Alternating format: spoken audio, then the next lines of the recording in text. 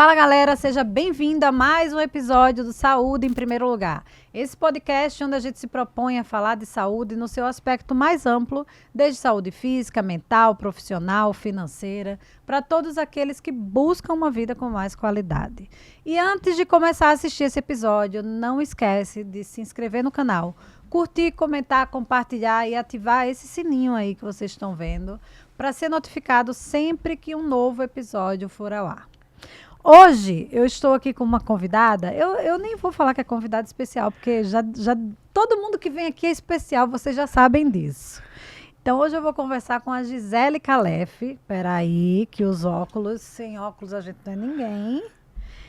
Psicóloga facilitadora de segurança psicológica e consultora em saúde corporativa e desenvolvimento humano. Atuou em RH nos últimos 14 anos, possui formação em saúde mental nas organizações pelo Einstein, certificação em segurança psicológica de times pelo Instituto Internacional de Segurança Psicológica e atualmente cursa pós-graduação de Medicina do Estilo de Vida no Einstein.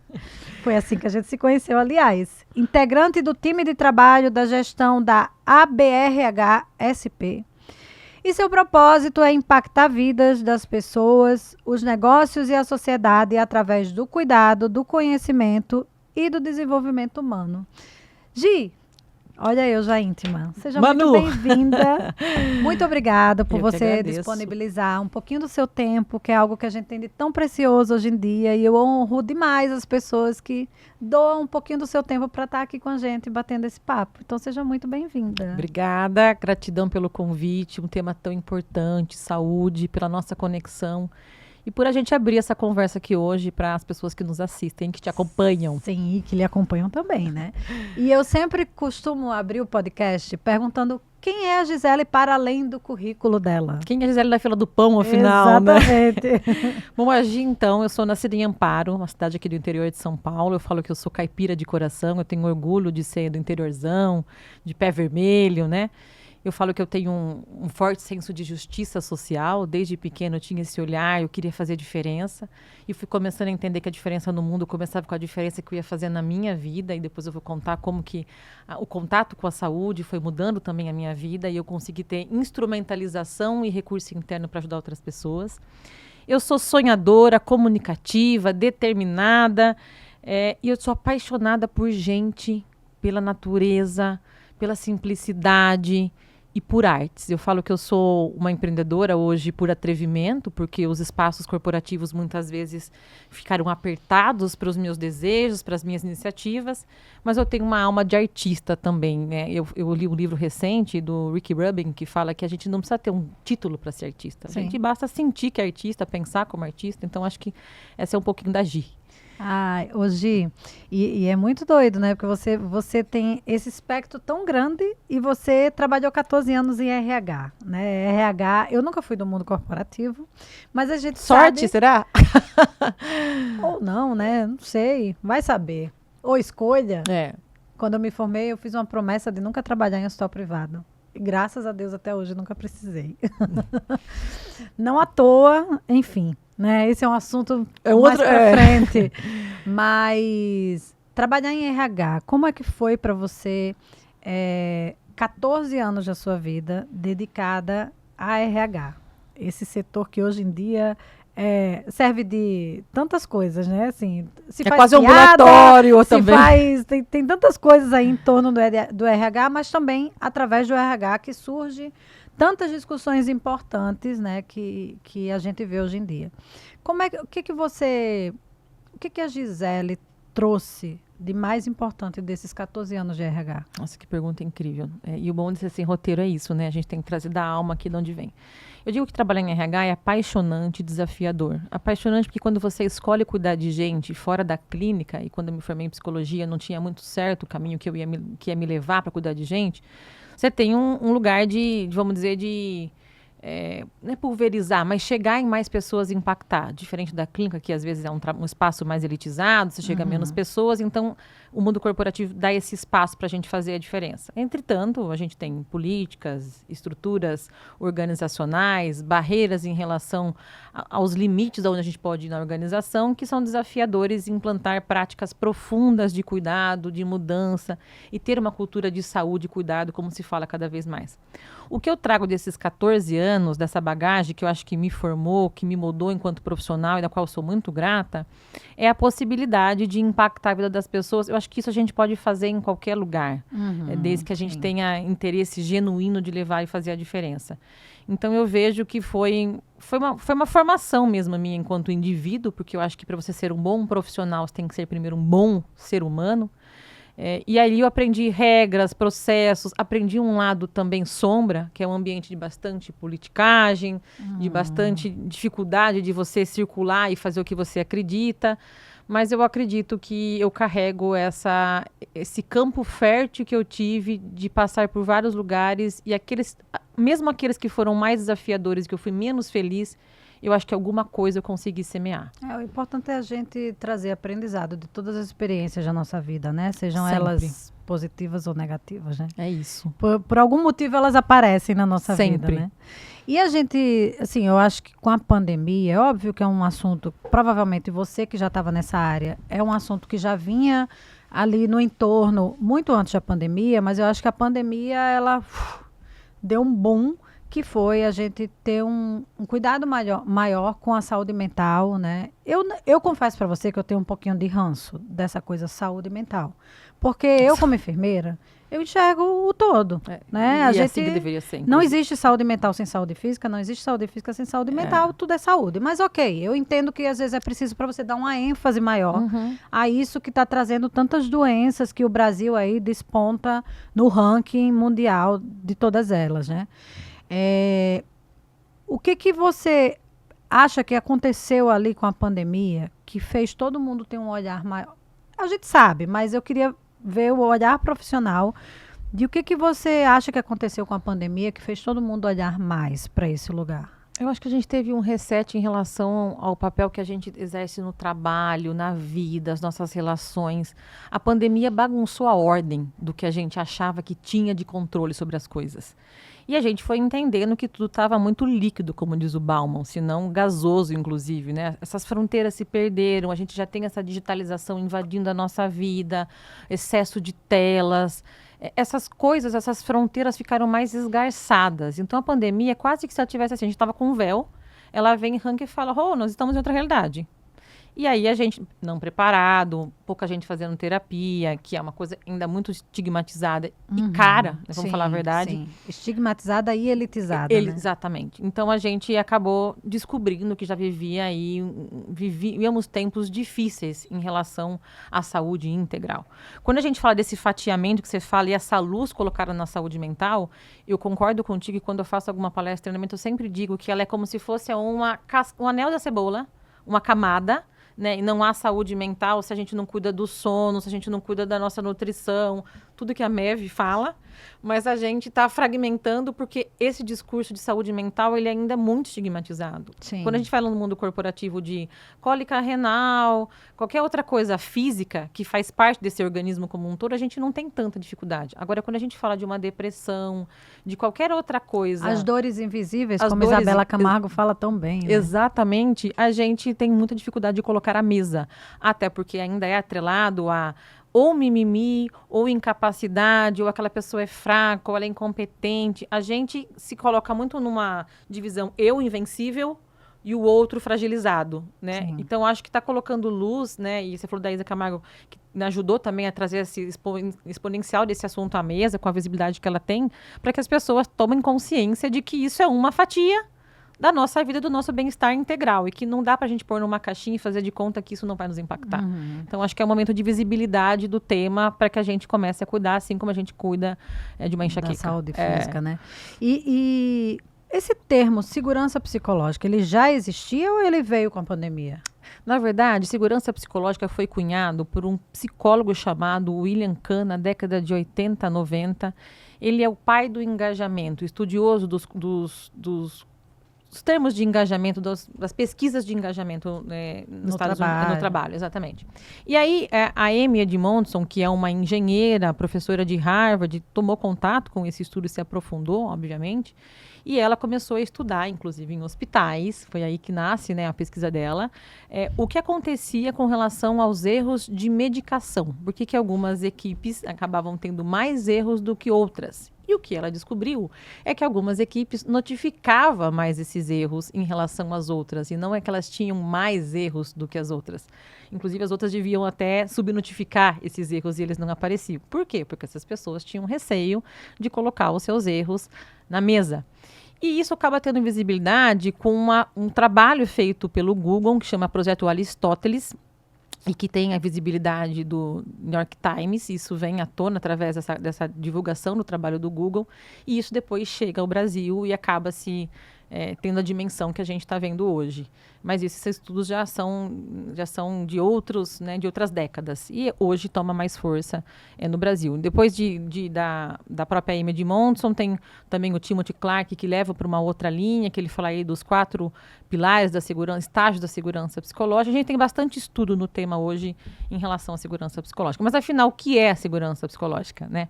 A Amy fala, e aí ela é considerada hoje uma dessas madrinhas, né, vamos dizer, aí, da segurança psicológica, aparecendo mais que o próprio William Cook, cunhou o termo lá atrás, porque ela traz esses estudos, ciência dele, né, tem doutorado sobre isso.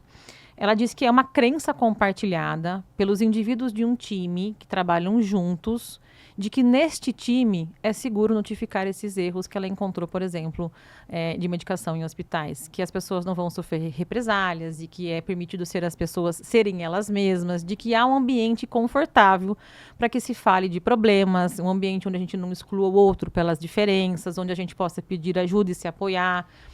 O que é bastante desafiador em qualquer contexto, organizacional, médico, quando a gente fala inclusive de pilotos que não tinham há muito tempo atrás protocolos para copiloto questionar piloto, enfermeira questionar médico.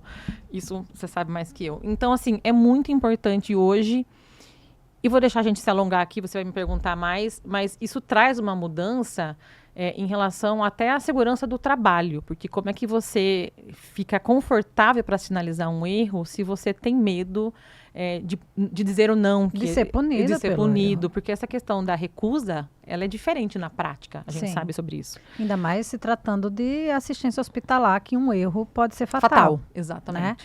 Né? E é muito curioso eu não conhecia essa história da origem da segurança psicológica, e eu acho muito curioso que ele tenha surgido no ambiente hospitalar, mas que na realidade hoje a gente, pelo menos, eu nunca trabalhei em hospital privado, mas o que eu sei é que são poucos os hospitais que lidam com esse assunto.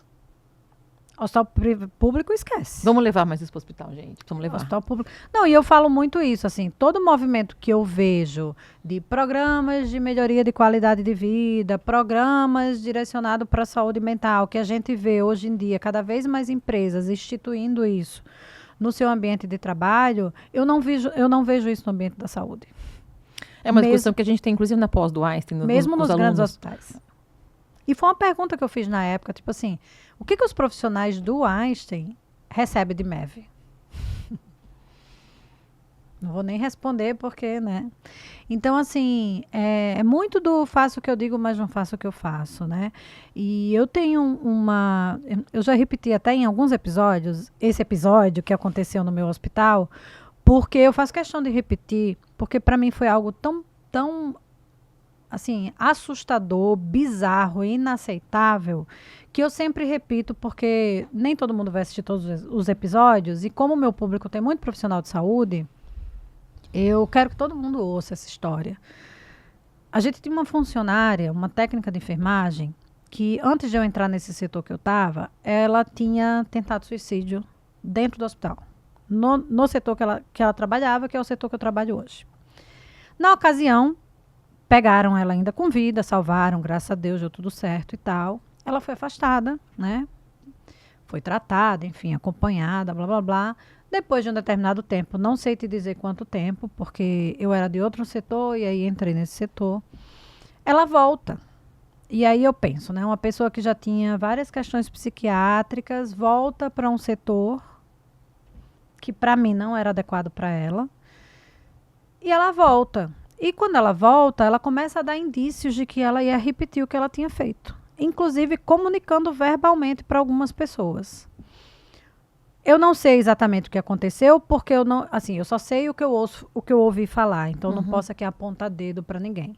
Mas pelo que eu ouvi falar, houveram algumas tentativas de chefias imediatas com chefias acima para tentar ver o que era feito, e fato é que nada foi feito, né? Não vou responsabilizar ninguém, porque, de novo, eu não vi o que de fato aconteceu, até porque num determinado, e isso foi bem no comecinho da pandemia.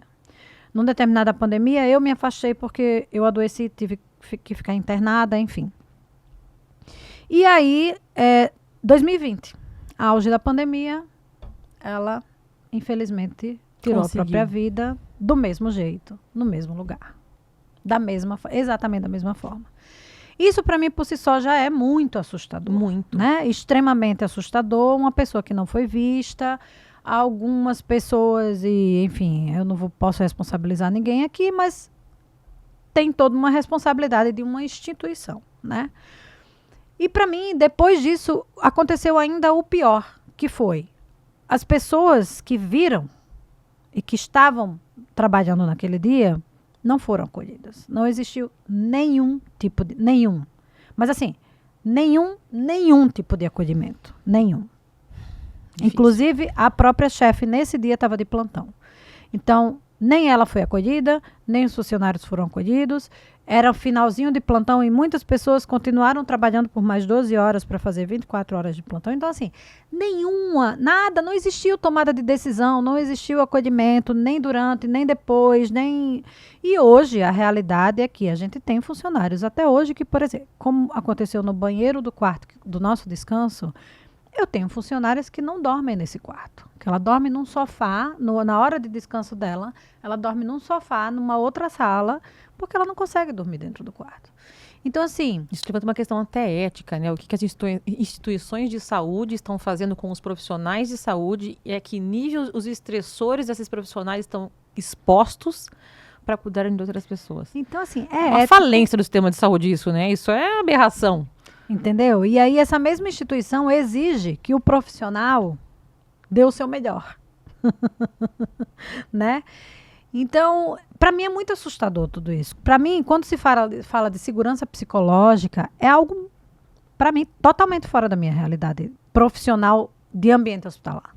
Isso deve ser de outros ambientes de saúde também. Sim. Né? Essa conversa não está em todos os espaços. E ela começou a entrar mais no mundo corporativo, por quê?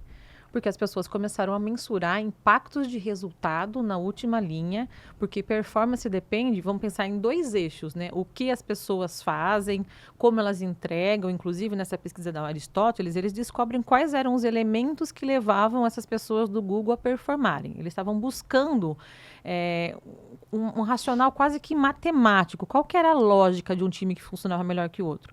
E eles descobriram 5 elementos, que são, né, entre clareza nessas metas, responsabilidade, significado, propósito, o impacto desse trabalho. E a segurança psicológica era a cola que fazia esses times funcionarem melhor enquanto time. Então, ele entra pela veia do resultado, entendendo que os times que tinham maior segurança psicológica têm maior chance de performar. Mas quando isso, talvez, né, pensando em ambientes hospitalares, a questão da performance é medida de uma forma diferente, embora a gente também tenha a última linha, quando a gente vai, inclusive, para hospitais particulares, em relação à mitigação de despesas, aumento de produtividade, talvez ele ainda não tenha entrado pela porta que deveria entrar, que é a porta do cuidado e prevenção, porque tem uma linha entre o que é saúde psicológica, né, e saúde mental da segurança psicológica, porque tem uma confusão e esses temas se conversam e estão associados.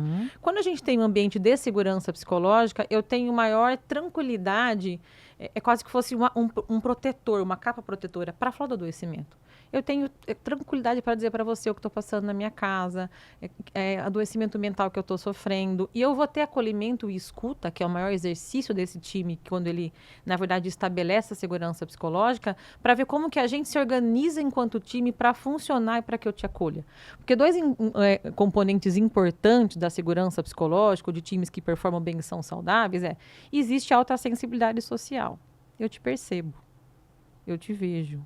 Eu reconheço sintomas e sinais da sua diferença. Então, quando você começa a vir trabalhar mais desmotivado, se você é falante, você começa a falar menos, eu me importo contigo. Uhum. E aí eu começo a perceber que você dá sinais diferentes, ou comportamentais, ou sinais físicos. Você vem com aparência cansada, você se maquia todo dia, você deixa de vir maquiada. Cuidados pessoais. Exatamente. Então, essas coisas todas vão sinalizando. Agora, segurança psicológica não é sobre saúde mental, mas ela proporciona, porque você está com um ambiente acolhedor para falar do seu adoecimento. Exatamente.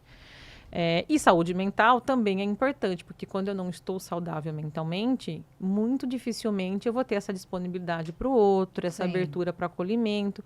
Eu acho que o trabalho de ser um humano, melhor como eu falei, do autoconhecimento, para além da teoria, mas do exercício de cutucar internamente e melhorar, é o que leva, inclusive, a gente funcionar melhor nas relações enquanto time. Uhum. Então, essas coisas, elas estão casadas, mas elas não são a mesma coisa. E hoje, quando a gente fala de realidade, né, não precisa citar nome de empresas, que não precisa, se você quiser pode falar também, mas não precisa. Qual é a realidade hoje? Que importância de fato na prática? Porque a gente sabe que tem muita empresa aí que bota um monte de selo lá, mas na prática não é bem assim que funciona. Tá acontecendo? Você me fala aí. Essa respiradinha, uma coçada. Ela deu uma coçadinha no nariz aí, mas assim, vamos ser realistas. O que de fato está acontecendo, né? Eu vou responder uma outra questão, né? A gente sabe quando a empresa valoriza uma coisa onde ela investe tempo e dinheiro. As empresas investem mais tempo, obviamente, em tecnologia, em algumas coisas que vão automatizar o processo e vão trazer resultado. Uhum. E quando a gente fala de segurança psicológica ou de saúde mental e integral, isso requer tempo, porque, na verdade, você não fortalece um time para que ele fique seguro psicologicamente com 2 workshops, uma palestra a curto prazo. Isso é investimento contínuo de tempo, porque às vezes você fala de dinheiro. Quando você tira as pessoas da operação de uma sala e coloca elas para discutirem e terem conversas difíceis, você está investindo dinheiro, porque as pessoas pararam de ir na máquina operar para discutir relação. E você também está pagando pessoas para dar esse treinamento. E ainda que você tivesse formado o RH, os gestores, você tem agendas para isso. Sim. Isso faz parte do que é importante para a companhia. O que acontece na maior parte das coisas que eu tenho visto, de pessoas que trabalham com isso e conversam, é quase que uma coisa assim, ação aspirina. Vai lá, dá um gás, a gente faz alguma ação e não pode cutucar muito. Então, eu já cheguei a trabalhar em algumas empresas que falam assim, Gi, segurança psicológica é falar sobre erro, lidar com problemas. Então, o diretor quer que a gente fale, assim, mais de outras coisas, assim, não falar muito de erro, porque aqui a gente não pode, assim, meio que errar, sabe? Então, as pessoas ficam meio que formatando o que é possível falar sobre o tema. Então, caminha a passos vagarosos, porque a hora que você chega assim, olha, gente, a gente tá vendo que tem um conflito aqui, a gente fez o workshop 1, 2, mas a gente tem que entrar agora nisso aqui, tipo, colocar quase que o elefante na mesa, embora a segurança psicológica seja a própria sala, né, não o elefante. Então, eu vejo que tem o interesse de vender sobre o tema e ter alguma coisa a curto prazo de vai lá, agir, traz uma pílulazinha, porque a gente tem que impactar a última linha e isso talvez vai ajudar a curto prazo. Mas quando você fala de práticas e políticas, quando você fala de formato de gestão, quando você fala da pirâmide toda que sustenta isso... É tudo muito verticalizado ainda, né? Aí a coisa é um pouco mais... Pois é, isso para mim... Isso para a saúde também, né? Sim, sim. Isso é uma coisa para mim que, assim... Eu não acho que seja difícil medir o impacto... Porque, vamos lá, no final das contas... Tem inclusive ferramentas de medição hoje para isso. No final das contas, a gente sabe que a empresa está mais preocupada com o dinheiro. Vamos lá, vamos ser realistas. Por mais que ela tenha a intenção de olhar para o lado humano, de cuidar das pessoas, no final das contas... a preocupação maior dela e que assim, tá, eu não julgo porque cada um sabe onde o sapato aperta. Mas hoje já tem muitos estudos mostrando o impacto financeiro disso, o ROI disso, né? Você investe R$1, volta sei lá quanto. $4. Acho que é em dólar, eu vi essa pesquisa. $1 para 4. Eu já vi $1 para $4 e eu já vi um brasileiro que era $1 para... Mas é parecido, essa 3 mesma e alguma régua, coisa. Quase. E eu vi, inclusive, a gente teve aula com um professor que ele trabalha numa grande empresa com programa de saúde nessas empresas, que ele falou também de um outro marcador que ele chama de VOI, que é o valor. O valor que gera.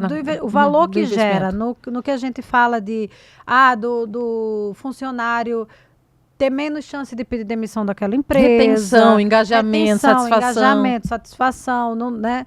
Então, o que deixa de ganhar também está nessa conta, porque as pessoas não estão fazendo a conta do deixa de ganhar. Não, e assim, né? Como é que isso retorna? Vamos lá, vamos falar a fundo de como que é esse retorno. Como é que você mede hoje esse retorno? Retorno financeiro mesmo. Na segurança psicológica tem estudos, a própria ferramenta da AIME que mede o quanto essas equipes, e aí tem que ter um trabalho interdisciplinar, essas equipes têm que ser, vamos dizer, dependentes em relação à entrega para poder fazer a medição, esse screening, e daí o quanto que elas estão ou não se sentindo seguras psicologicamente para produzirem. Agora, esse retorno, essa conta de retorno, você tem que olhar, assim, essa medição de impacto, você tem desde o que você deixou de ganhar em termos de produtividade daquela área, você vai medir o histórico dos últimos meses, até absenteísmo, turnover, FAP. O que é FAP? É a questão dos indicadores previdenciários, tá? Então, toda essa questão o próprio custo de saúde, de plano.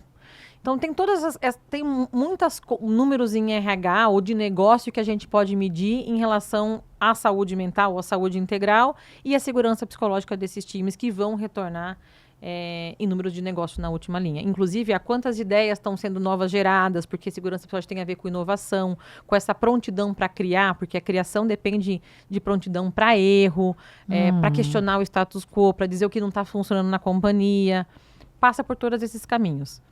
Então, hoje assim, ainda sabendo que existe provas, né, comprovações de que funciona, ainda tem uma resistência muito grande, né? Você vê luz no fim do túnel?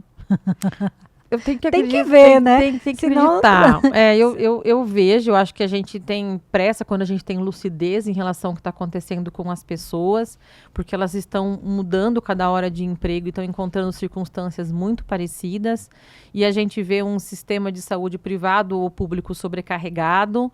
Então, assim, essa conta é bastante preocupante, não só em termos de economia, porque a gente tem um impacto econômico gigantesco. Se a gente pegar os números de afastamento do Brasil em relação à doença mental, e a gente é um dos países com o maior número de depressão, a gente vê que isso se reflete em economia, porque essas pessoas não estão produzindo, estão adoecidas. E nas relações, quanto mais as pessoas estão adoecidas, mais isso contamina, eu vou dizer, o que não é uma palavra muito legal, o ambiente o todo. Você volta para casa, você não está inteiro para cuidar do teu filho, isso impacta a sociedade, né? Sim. Mas assim, a gente tem que ter esperança. O que é muito ruim é que talvez a gente tenha que chegar num estágio mais crítico do que a gente está, do tipo, não temos praticamente mão de obra, mas como a gente vive um problema econômico no país, vai sempre ter mão de obra para... Você acha que isso tem a ver com o fato de, principalmente da pandemia para cá, a gente está tendo um boom de pedido de demissões? Porque eu vi, inclusive, que 2024 bateu recorde, né?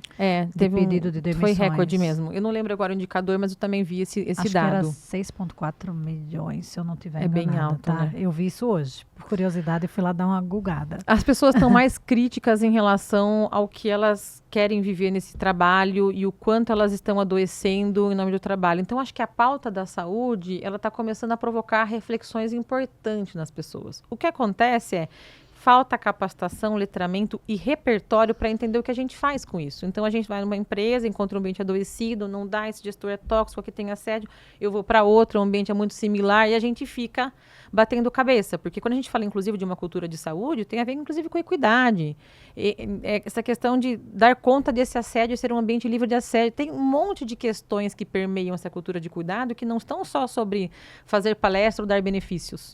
Né? Que tipo de empresa você em relação a mitigar o que é fator estressor e dar conta de ser um agente promotor de saúde para além da porta da companhia. Né? Tem estudos que mostram o que você faz em relação à comunidade, o que você faz em relação aos seus fornecedores e parceiros, o quanto que você lesa as pessoas em termos de, inclusive, custos com os seus parceiros, em termos de, eu falo, né, taxas altas e não pagamento de fornecedores em dia. Então, a gente fala de saúde como um todo, como princípio de empresa íntegra. Então, eu acho que você fala dessa grande massa pedindo demissão, está todo mundo sentindo que está adoecendo em todo lugar e não está encontrando muito caminho. Né? E aí não tem terapia, não tem empresa estruturada olhando para isso. E a gente fica... Opa, a gente fica... Calma. A gente fica, calma, respira. A gente fica nesse looping. Você acha que existe algum... Me surgiu uma coisa agora. Você acha que isso tem a ver, ou eu estou viajando, com um conflito geracional, de tipo, a gente tem uma liderança? Porque eu já conversei com outras pessoas aqui, né, especialistas em assédio, por exemplo, né, e a gente vê o quanto que, por exemplo, o assédio, ele vem disfarçado com uma coisa do sempre foi assim, não vai mudar. Então, a gente tem uma geração de líderes que ainda estão lá atrás, nessa cultura. E a gente tem uma geração de uma galera que está entrando no mercado de trabalho que é julgada por essa galera de, não aguenta, é fraco, é mimizenta. Assim, né? A gente trabalha muito com esses extremos, né? Eu sei que nem todo mundo é assim, né? Mas você acha que existe um conflito geracional? Olha, eu acho que é uma boa pergunta para investigar aí em pesquisa, sabe? Eu não queria muito ver o que eu acho, porque... Ficar no achismo, né? Eu queria poder estudar mais, eu acho que fica essa provocação para mim. O que eu tenho, acho que, de visão é que a gente tem um volume maior de trabalho, porque quando a gente quer maior margem, vive um processo muito apertado de resultado nas organizações, só se ouve isso, né? Mais com menos, e tem headcounts apertados, menos... Você vê em um hospital, menos enfermeiros. Então, tem um adoecimento também por uma sobrecarga de trabalho. E esta geração mais jovem, que é pegando o gancho da sua pergunta, ela está menos disposta a viver o que a galera viveu antes, o que a gente viveu, 20 horas de trabalho, que é uma lucidez maior em relação ao que a gente está fazendo com a vida, que muitas vezes se resumiu a trabalho. É uma geração que quer trabalhar para viver, não viver para trabalhar. Né? Então, acho que tem um aspecto disso e tem um aspecto do aumento de volumetria e essa insanidade de vamos produzir. E aí, sociedade do cansaço, né? Byung-Chul Han, né? Vamos performar. Posso te falar uma coisa? Tava falando dele ontem. Maravilhoso. Eu tenho uns 4 livros dele. Deixa eu te falar uma coisa. Viciada. Gente, eu não sei quem não leu ainda, pega a Sociedade do Cansaço, que é um livrinho... com muitas aspas, safado, de uma finura dessa aqui, que eu não consegui terminar de ler. Não, eu li ele todo, mas sabe quando eu li uma página, eu voltava e falava, não, pera, deixa eu voltar. Deixa eu voltar. E é um livrinho, como você falou. Deixa eu voltar. Porque ele é muito denso, é um livro muito profundo. Então, você pega e fala assim, nossa, eu vou ler em 2 dias. Ele veio comigo, inclusive, porque eu falei, gente, deve faltar, sei lá, 10 páginas. Eu falei, não, eu vou matar esse livro nessa viagem, é possível. Mas eu não consegui parar. Tem outro, Sociedade Paliativa, que eu te recomendo para todo é mundo dele da saúde. Também? É dele, ele fala da dor hoje. Eu vou ler. E ele também é um livrinho carninha de pescoço. Pequenininho, mas só... é impressionante. Eu falei dele ontem, porque eu trouxe ele para viagem. Eu falei, cara, mas é porque é isso, assim, tem muito... A gente lê ele, a gente se confronta realmente com... Isso, dava vários paradoxos. Dava um bom clube do livro, sabe? Esse livro. Dá mesmo.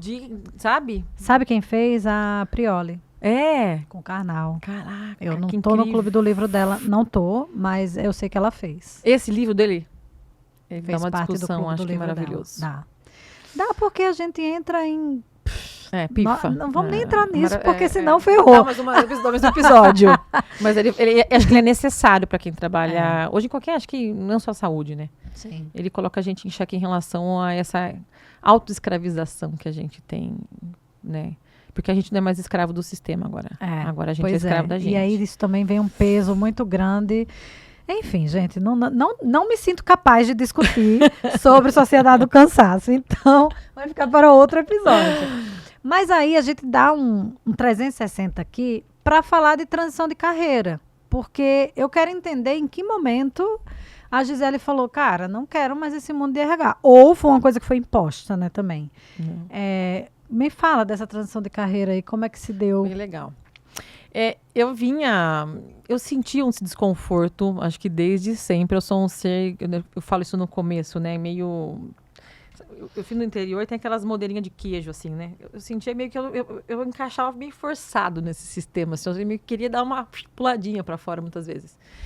E eu fui vendo esse adoecimento, mas acho que teve um olhar para dentro muito profundo, porque eu fui criada para ser workaholic. Então, eu venho de uma família onde meu pai estudou pouco, trabalhou sempre 15 horas por dia. Geração, né, minha filha? Das mulheres guerreiras que tem que aprender a se virar e não depender de ninguém para nada. Não depende de homem, trabalhe, vence, ganha seu dinheiro. E aquela coisa de você só vai vencer se trabalhar muito. Então, tinha uma coisa até da gente honrar essas pessoas que eram honestas e trabalhadoras. E eu falava, nossa, meu pai, meu herói. E eu vivi uma vida há muito tempo que eu percebi que eu fugi da vida. Fugi de relacionamento, porque eu fui criada, não fui criada para casar e ter filhos e ser mãe, porque isso foi mudando ao longo dessas gerações também, né? E aí eu me descubro vendo os adoecimentos como RH, vendo o sistema funcionar como funcionava, às vezes fazendo curva de desempenho forçada, e eu falava, cara, eu tô saindo de casa para fazer uma coisa e desenhar política e controlar gasto.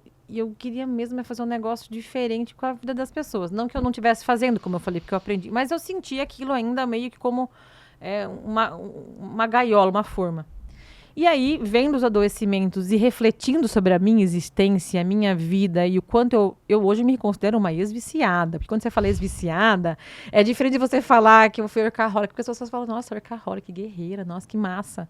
E aí eu até gostava de dizer que eu era workaholic. Tinha uma coisa meio sexy, tipo, não, só faca na caveira, eu faço, eu aconteço. É igual, nossa, minha agenda tá lotada. Tô sem tempo. Adoro falar, rolava, né? Não. Ainda rola uma certa romantização. Rola. E as pessoas ficam se sentindo, né, poderosas porque elas não têm tempo. E aí eu falo, não, eu sou uma ex-viciada porque eu deixei de viver muitas coisas, eu não olhei pra dentro mesmo, eu fugi de mim, eu segui o caminho do meu pai, eu não me desassociei. E aí, refletindo sobre tudo isso, eu comecei, tá, o que fazia sentido eu fazer? E aí, tendo formado em psicologia, tendo já estudado no Einstein, a primeira formação em saúde, comecei a sondar a MEV e falei, cara, eu quero ficar do outro lado da mesa para deixar de fazer, por exemplo, cuidar de política ou de orçamento. Claro que você tem outras burocracias empreendendo que eu também não romantizo, mas eu queria fazer mais aquilo que eu acreditava em termos de cuidado, de impacto, de saúde, porque eu estava experienciando um novo processo. Uma amiga minha fala disso, é um case, porque você trocou o pneu com ele andando, porque você viveu a transformação. Eu tenho uma preocupação muito grande que o áudio e o vídeo batam. Porque eu acho que o que faz transformação genuína é você ser aquilo que você faz. E isso é difícil. Opa! Então, como é que eu como melhor? Como é que, ao invés de falar para as pessoas numa palestra sobre desligar telas, como é que eu me organizo para fazer isso? Então, estou, né? É aquela imagem mesmo da escultura de você aqui se esculpindo e ao mesmo tempo indo para esse caminho. E eu acho que foi uma coisa assim, tipo um divisor de águas para mim essa transição. E acho que é importante. Não é romântica. Não, meu amor, eu tô em transição de carreira há desde 3 anos. É difícil. E assim, óbvio que a gente fica nessa ansiedade, né? É isso, gente. Eu falo de saúde, tô aqui na medicina do estilo de vida, trabalhando, tô aqui, isso aqui é um trabalho. Tô dando palestra, tô fazendo 1 bilhão de coisas do lado de cá, mas eu ainda tô lá no hospital. E tá trabalhando em você mesma. Com todas as minhas contradições e paradoxos e angústias que aquele lugar me traz. Então, hoje, a forma positiva que eu lido com isso é entender assim, isso aqui é um laboratório para mim. E é mesmo, né? Então, hoje eu sou muito mais observadora daquele lugar, sabe? E eu converso muito com as pessoas de lá e eu faço muita questão de dizer, gente, o meu desejo de sair daqui, eu quero que vocês sintam muito que não tem nada a ver com as pessoas. Tem a ver com um ambiente que não vai mudar, que eu não tenho o poder de mudar, que aqui eu não tenho perspectiva de crescimento, nem profissional, nem humano, nem financeiro, nem... É muito triste, porque a gente vê muitos profissionais com potenciais incríveis que não são estimulados a estudar, não são estimulados a buscar fazer coisas diferentes, não são estimulados... Não são. E tem um ponto, né, Manu? Fazer saúde é difícil. Fazer doença, né, na verdade. Né? Mas, assim, fazer transição de carreira não é que também, como tem muita gente hoje fazendo... Bom, aí eu não sei se tem muita gente fazendo ou se é a nossa bolha, porque Que tem a gente isso. começa também a ficar mais próximo de ouvir aquilo que a gente está circulando. Eu acho que é a nossa bolha que está nessa transição. Não, mas eu vejo também, até em LinkedIn, que eu estou mais presente, e assim, o que me preocupa um pouco é essa coisa de entender que saia do CLT e vire empreendedor, que você não precisa mais isso ou aquilo. Você não precisa mais isso, mas precisa de um monte de outras coisas que também são desafiadoras. Sim, e assim, hoje mesmo eu tive uma conversa com a minha mãe e eu tive que tomar uma decisão, enfim, que não foi uma decisão fácil, aquela coisa das conversas difíceis Sim. da vida do adulta, né? Tive que ter uma conversa difícil com a minha família e eles sabem o desejo que eu tenho de sair do hospital, né? E aí minha mãe falou assim, mas você vai sair do hospital agora? Eu falei, não, mãe, calma, não é assim que as coisas funcionam, né? A estabilidade, você vai fazer isso. Sabe? Então, eu tenho também muito cuidado quando a gente fala de transição de carreira para trazer isso para uma realidade que não é bonita. Pé no chão. Pé no chão, pé no chão. Mas me fala, aí você, como que você achou a MEV? Nesse meio do caminho aí. Eu sou uma estudiosa, assim, meio que. Eu sempre fui apaixonada pela leitura, estudar. Então, tinha até um pouco de compulsão com isso. Porque eu acabava um curso, começo a fazer outro, e isso me persegue um pouco ainda, porque eu sou uma inquieta. E, obviamente, a gente vai sabendo que não sabe nada, né? Aquele efeito, como é que chama? É, Dunning-Kruger, né? Quanto mais você sabe, mais você acha que não sabe, e aí você fica querendo estudar cada vez. Agora preciso saber aquilo. E você vai ver o tanto de gente que sabe um monte de coisa também. Não entrando no fogo na paranoia, mas de ver que, assim, cara, você tem que ser um buscador para você fazer saúde, inclusive. Porque as coisas mudam, você tem que estudar, tem que ter propriedade, ciência. E aí esbarrei na MEV nessa coisa de... acabei a formação no AIS, quero fazer outra coisa. Eu estava estudando ali o que eu ia fazer. E quando eu olho para a MEV, eu falo, cara, ela tem a saúde mental. A MEV, ela é a medicina preventiva, é a saúde do futuro. Eu estou falando muito mais de saúde do que de doença, porque quando você fala de saúde, você está falando, né? Ontem a gente falou sobre isso numa live, a gente falando de saúde mental. Você fala de saúde mental, as pessoas falam, como a gente trata a depressão? As pessoas já vão para a doença. É por isso, né? A saúde está doente. Então, eu falei, cara, eu acho que o caminho é começar a estudar a saúde, né? E a prevenção. E aí também foi para uma questão de olhar para mim. Porque, assim, quando você vai estudar saúde, é o que eu falei. Primeiro, arrumar a casinha. Um dos preceitos da MEV, de premissa da MEV, é nós sermos exemplo. Exatamente. Né? Porque, inclusive, já tem pesquisa mostrando que algumas coisas pontuais do tipo, um profissional de saúde com sobrepeso ou obeso, ele só começa a olhar com mais atenção para isso no paciente quando o paciente é pior que ele. O médico que fuma tende a não falar de cigarro, de tabagismo com o paciente que fuma. Porque ele também sente que não tem tanta... condição de falar sobre isso. Exatamente, né? Então, acho que foi essa coisa também de falar, cara, eu preciso fazer isso também por mim primeiro, né? E aí, estou descortinando esse mundo, a gente se encontrou lá no congresso, que foi incrível. E eu tenho descoberto que é um caminho para além, inclusive, do consultório, né? Sim. Trabalho, inclusive, pode ser até em comunidade, que eu penso futuramente, ter grupos abertos para falar da saúde integral. E eu não falo nenhuma palestra minha que eu faço, nem de saúde mental, sobre saúde mental, tipo, pura. Porque eu não acredito nessa saúde separada, né? Que a gente falou aqui no começo. Não existe como. Não tem como fazer isso, né? E tem vontade de juntar a arte nesse balaio ainda, viu? Não, mas tem que, né? Quando a gente fala de, por exemplo, se a gente for olhar para o pilar das conexões, eu enxergo muito a arte ali. Porque... A arte é curativa, né, cara? Bom, eu toco num grupo, né? Então, eu toco num bloco de carnaval. Então, eu vejo muito as artes no pilar conexões, porque você vai buscar fazer coisas onde tenham grupos engajados naquela coisa e que vão fazer parte das suas conexões também. Além disso, a criatividade, né? O processo manual de algumas coisas também é terapêutico. Eu acho que saúde, se for pensar, permeia um pouco todo esse campo da arte. Sim. É porque a arte, de novo, né? Uma outra coisa também que ficou muito elitizada, né? Mas a arte, ela pode abranger desde um artesanato, desde um coral de igreja. E a gente vê estudos, agora não tenho números aqui, do quanto que países mais desenvolvidos, quando a arte se faz presente, você tem menor adoecimento. Sim. É um nível de educação até maior, porque a arte... é vida, é cultura.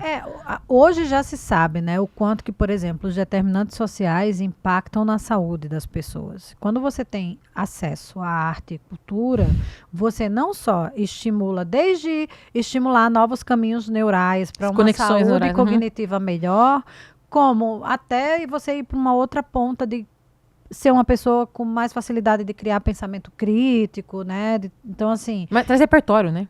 Mais repertório para a vida. E isso impacta na saúde física e mental. Não tem como. Mas ainda fica muito no campo da ideia, né? Ainda muito no campo do sutil, do subjetivo. Né? Do sutil não, do subjetivo. Mas hoje com o que você trabalha? Você dá palestra?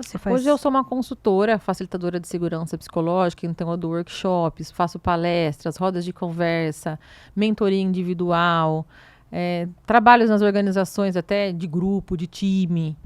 É por esse caminho que eu ainda acho que vou encontrar novos caminhos para fazer isso, porque eu tenho um interesse de fazer também, como eu falei, no espaço público, isso em comunidade, ou talvez na saúde pública, estender essa conversa, porque eu ainda acho que eu ainda dependo, de certa forma, do mundo corporativo. Não que eu queira me expurgar do mundo corporativo. Acho que tem muito espaço para a gente fazer trabalho e tem muita empresa precisando. Mas eu queria levar ele para além da vida corporativa. E porque também, quando a gente olha para a MEV, né, eu, pelo menos, eu tenho um olhar muito assim. A MEV é o óbvio que a gente precisa relembrar e não parar de repetir. E eu vejo também a MEV, quando a gente olha para políticas públicas de saúde, eu vejo que a MEV, ela dá match perfeito com o sistema de saúde brasileiro, que a gente já tem toda uma estrutura de programa de saúde da família, por exemplo.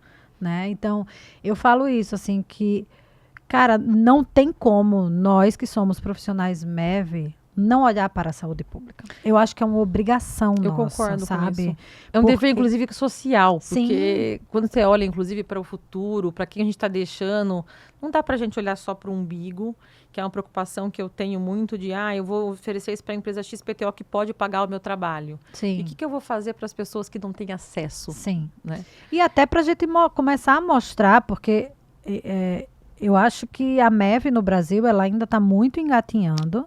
Eu acho que não tem mato ainda. Essa coisa de quando eu cheguei tudo era mato.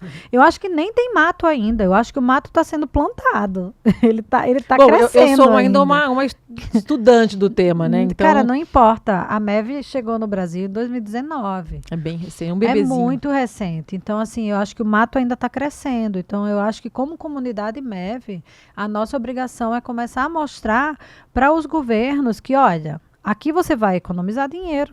Sim. Vamos lá, falar da primeira coisa mais importante. Se você falar de doença crônica, né, não transmissível, por exemplo, que trabalho que você faz antes para não chegar nas despesas que a gente tem com as doenças não transmissíveis. Então, hoje, qual é o maior problema dos governos? Dinheiro. Ele não está preocupado tanto assim com as pessoas, né? Mas fazer prevenção também tem que ter dinheiro. Sim, né? Mas quando você...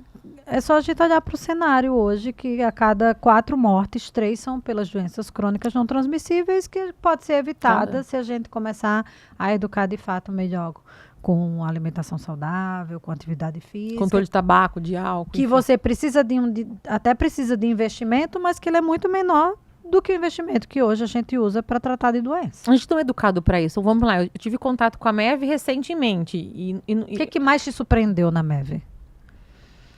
Eu acho que essa junção de todos esses componentes que vão além da fisiologia, da biologia. Porque o olhar médico, e eu falo isso, obviamente, sendo pessoa não médica, não prescritora, foi muito desse indivíduo adoecido e de uma tratativa para esse adoecimento. E quando eu me deparo com a MEV, eu vejo assim, existe um esforço, um caminho de ciência para que a gente olhe para o indivíduo inteiro antes de um adoecimento e olhar o indivíduo, isso eu falo para os colegas de curso, não como uma peça em termos de biologia, mas olhar em essa inteireza. Quando a gente vê numa aula, por exemplo, falar sobre Rubem Alves, sobre a escuta, sobre o olhar do médico, do profissional de saúde para esse indivíduo que está ali. Quanto tempo, por exemplo, você para ouvir o paciente antes de começar a fazer uma intervenção? que dor que ele traz. Pode ser uma dor, vou dizer aqui, de alma, né? Não uma dor localizada, uma somatização. Então, isso me impressiona, porque eu sempre tive uma visão, talvez preconceituosa, de que o médico, ele era um biólogo. Não, e o que acontece, assim, e aí por isso que eu falo que o hospital hoje para mim serve de laboratório, é olhar o tanto que, assim, a medicina, ela dividiu a gente, né? E eu acho que a divisão, ela é importante. Sim, o especialista, ele, não tenho a menor dúvida de que ele é importante. Até porque para dar conta de tudo que a gente tem que saber, Sim. para dar conta de um indivíduo, Sim. é impossível. Mas a medicina, ao mesmo tempo que ela dividiu, ela esqueceu de enxergar o todo. E hoje, trabalhando em neurocirurgia, eu sempre dou uma provocada nos residentes, que eu falo assim, cara, vocês precisam parar de enxergar o ser humano apenas como um cérebro e uma coluna. Porque é muito comum chegar pessoas para fazerem até cirurgias simples lá, mas que tá com uma clínica toda ferrada, sabe? Ou às vezes com questões sociais. E eu falo assim, e às vezes a gente sinaliza, olha, esse paciente vai operar, vai dar ruim por causa disso. E muitas vezes, assim, ainda bem que hoje a gente, pelo menos no meu ambiente de trabalho, a gente tem a gente tem uma cooperação muito grande. E eles costumam ouvir na maioria das vezes. Na maioria das vezes, né? Obviamente não são todos e obviamente não é sempre. Mas eles costumam dizer, ouvir o que a gente tem para dizer, sabe? E às vezes a gente fala, olha, esse paciente se operar vai dar ruim. Olha para isso, e a gente já teve casos de algumas cirurgias suspensas, né? Então, assim, se perdeu essa coisa de olhar para o todo. E aí mas também se perde porque tem um sistema econômico empurrando exatamente a coisa toda. E eu acho que, inclusive, eu arrisco dizer que dentre as profissões de saúde, é hoje a profissão que mais sofre com relação a essa readaptação a uma coisa que está mudando. Concordo, né? Concordo. Porque ele está espremido, ele quer fazer diferente, ele tem aí, a gente sabe, né? O tempo de atendimento, toda a questão...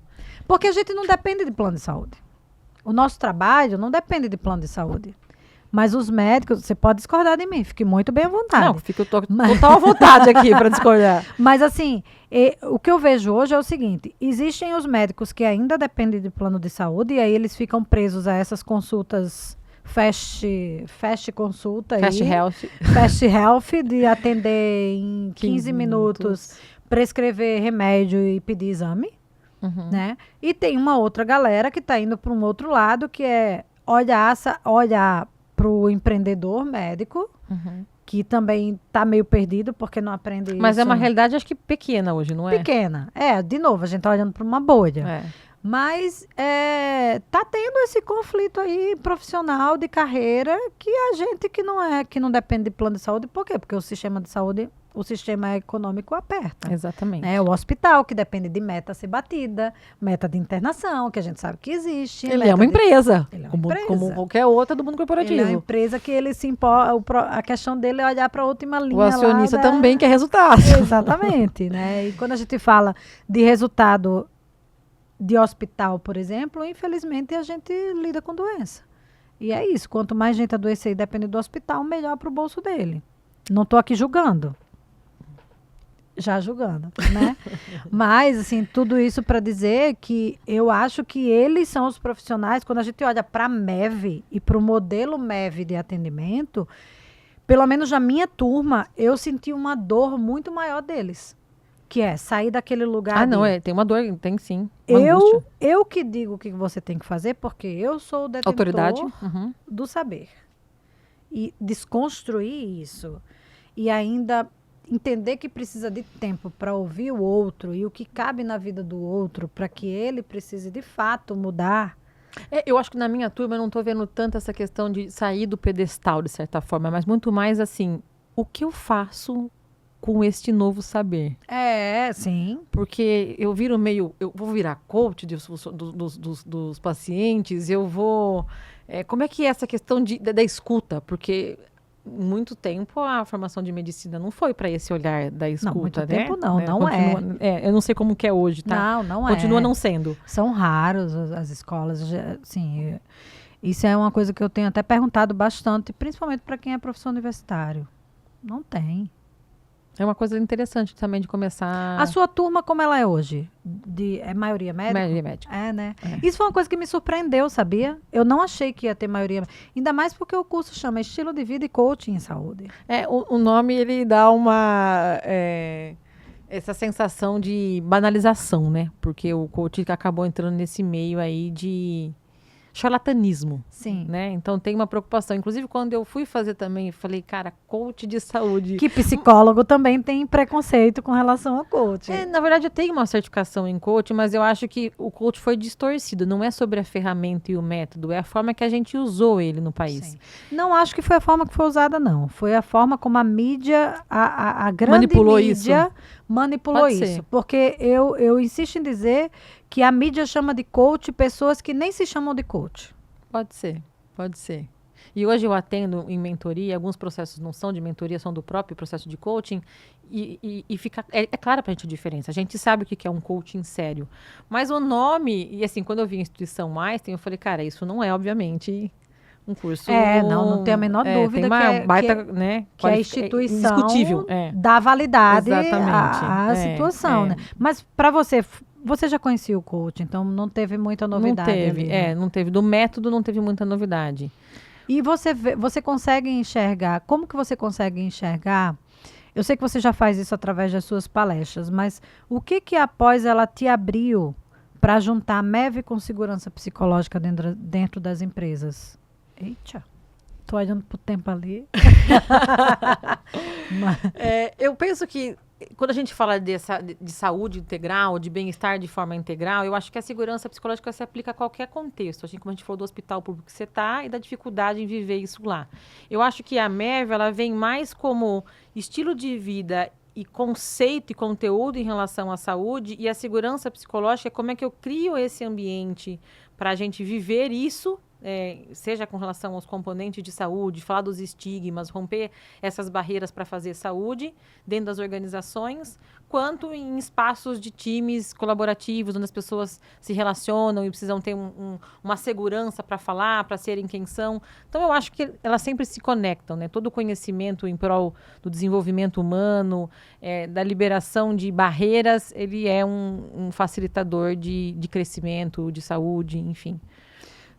Eu sou uma otimista realista. Eu não sou pessimista, porque se eu fosse pessimista... Eu tenho traços de pessimismo, tá? Eu bebo um pouquinho no Schopenhauer lá na filosofia, que eu adorava Schopenhauer quando eu fiz psicologia, e muitas vezes até cruel comigo em acreditar que as coisas não vão acontecer. Mas eu sempre foco no que eu posso fazer. Sempre foco não. Tem momentos que eu sou bastante pessimista, mas eu tenho tentado focar em que semente que eu posso plantar.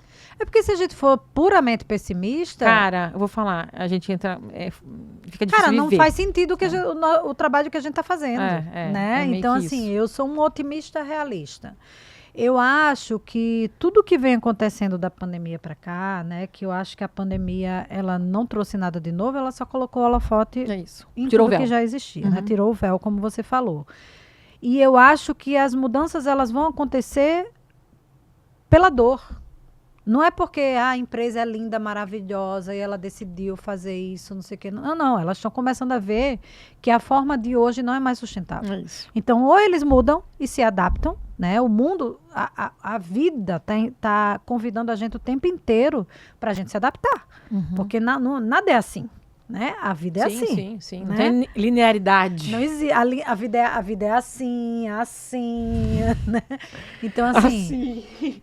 Ou você se adapta, meu amor, então vai dar ruim para você. Então, eu sou otimista nesse sentido, porque eu acho que as pessoas, as empresas, os governos, eles vão ser obrigados a mudar, se não quiserem morrer. Eu acho que tem também uma coisa de como é que a gente conscientiza mais os indivíduos, porque tem questões que a gente está falando aqui organizacionais, estruturais, que tem a ver com poder, que tem a ver com outra discussão até, né? Política e social. Mas tem uma questão do indivíduo, o que o indivíduo pode fazer por ele. A gente vive uma alienação cada vez maior, a gente vive anestesiado, né? Anestesiado na tela, com açúcar. A gente não quer muito ser adulto mais. Tá difícil ser adulto. Mas isso aí foi uma coisa que eu entendi nas minhas palestras. Essa coisa de falar Primeiro que assim, eu entendi que a gente que é profissional de saúde e que dá palestra para o público geral, porque quando você vai para uma empresa, você até dá palestra para líderes, mas você dá palestra para o colaborador. E mesmo que você dê palestra para o líder, ele não é um profissional de saúde. Sim, sim. Então, eu entendi que, primeiro, você precisa simplificar a linguagem, sair do Concordo. tecnicismo de falar termos técnicos e bonitos para mostrar que você é importante, porque A gente aquilo não é tão importante assim, na verdade. aquilo não vai chegar nas pessoas que precisam chegar. E também, hoje, a maior dor das pessoas, sejam elas quais forem, independente de quanto elas ganham, a maioria das pessoas tem um problema crônico de falta de tempo. Que para uns é de fato falta de tempo, e aí quero deixar isso bem claro para não ser apedrejada. Para uns, de fato, é falta de tempo. O cara tem que pegar metrô, acordar 4 da manhã, né? A vida não é... Exatamente. E para outros é falta de prioridade. Sim, né? concordo. Mas que usam... Onde a escolha é mais possível. Exatamente. Então, hoje, eu tento falar para esse público da falta de tempo real. Que, olha, eu entendo que você não tem tempo, mas eu vou te ensinar coisas que você pode fazer mesmo que você não tenha tempo. Dentro do tempo que é possível. Dentro do tempo que é possível. Tipo, o mais simples de todos que eu falo, que é trocar o elevador pela escada. Boa. Uma dica prática de saúde. Se você todos Movimento. os dias trocar o elevador pela escada, existe o mundo ideal e existe o mundo real. Qualquer quantidade que você faça vai impactar na sua saúde. Concordo. Ponto. Então, eu acho que essa é a forma que a gente traz para conscientizar o indivíduo. É mostrar para ele que no simples, que dentro da realidade dele, a gente é possível. É a mesma coisa da telas, né? Quantidade de horas em telas. Isso também é possível todo mundo diminuir. Sim. Né? E esse vício em dopamina rápido. Então, ao invés de você ficar com o seu filho, né, ficar na tela à noite no celular, tentar interagir mais, ter maior nível de conexão ali, de vínculo, fortalecer o vínculo dentro de casa. Ah, Gisele, mas muita gente tem relações em casa não saudáveis. Realmente, não vai dar pra gente colocar esse discurso linear, como a gente falou aqui agora. Sim. Mas o que é possível ser feito, então, nesse tempo, se você ficar menos em tela, em prol da sua saúde? Sim. Né? Fazer uma caminhada, uma meditação, trocar esse às vezes tempo. eu falo, você fica no transporte público, quanto tempo você fica no transporte? É 1 hora, 2 horas? E se você, ao invés de estar ali no celular, você colocar uma meditação guiada ali, mesmo, você está em pé no transporte público. Cara, coloca uma meditação guiada, pelo menos para você tentar isolar um pouco daquele barulho de tudo que está acontecendo Também, ali no teu entorno, sabe? Então, Uhum. são pequenas pílulas que a gente vai mostrar que é possível. É isso. Gi, viu como passa rápido? Não. Bom, você já gravou 500 podcasts, você Não, sabe disso. mentira. Menos. Mas eu sempre termino o podcast fazendo uma pergunta, que é: o que é qualidade de vida para você? Qualidade de vida para mim é descobrir que a vida vai além de trabalho e conseguir se dar conta de outras vidas que existem dentro da tua vida. Eu estou experimentando maior qualidade de vida porque eu descobri outras vidas que eu não acessava. Eu descobri uma vida emocional que estava relegada. Eu descobri que cuidar melhor do meu físico me dá um sono melhor, que me dá mais disposição. Eu comecei a entender que a alimentação fazia diferença no meu bem-estar. Então, eu fui acessando outros aspectos da vida que estavam lá, janelinhas fechadas. Então, acho que tem a ver com descobrir possibilidades de vida dentro da vida. É isso aí. E um dos maiores arrependimentos diante da morte é: eu queria ter trabalhado menos. Exatamente. Então, eu não quero ter esse arrependimento, eu quero estar consciente disso ainda agora. dá tempo, né? Isso. E por último, é o momento do jabá, de você divulgar na sua câmera. Acho que o meu ali. link aí, né, no LinkedIn é Gisele Calef, meu Instagram, eu sou novata nisso. Porque Você entrou? Eu entrei, você acredita? Gente, eu perturbei muito ela para ela Ai. fazer um Instagram. Vamos ver como é que vai ser essa experiência. Que é gi.calef. Eu ainda tenho, acho que 1 ou 2 posts por lá só, né? Tô experimentando, né? Sou uma aprendiz. E é no isso. LinkedIn você é top voice. Eu sou top voice. Top. Eu adoro a escrita, tem a ver também com arte, né? E aí acabei sendo top voice. Então é isso aí, gente. Quem quiser contratar a Gi, só ir lá no LinkedIn, que vai ser o lugar mais fácil. O Instagram, ela vai experimentando, não se Vou sinta aprender. obrigada a nada, porque tô eu também estou me sentindo cada vez menos obrigada a corresponder às normas. corresponder às normas, ainda mais agora. Mas enfim.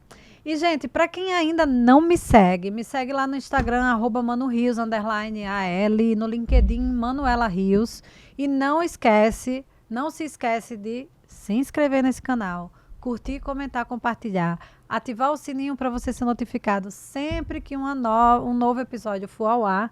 E antes que o Igor ali me lembre, não esquece, ó, meu livro, A Saúde Está Doente, Como Sair da Exaustão para uma Vida com Mais Qualidade.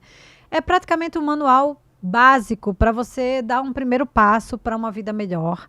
Aqui tem dicas práticas. O feedback que eu mais recebo é de que é uma leitura fácil, simples, que traz dicas práticas que qualquer pessoa pode aplicar no seu dia a dia para ter uma qualidade de vida melhor. Então, na descrição desse vídeo vai ter um link que você pode adquirir o seu livro e também lá no link da bio do meu Instagram.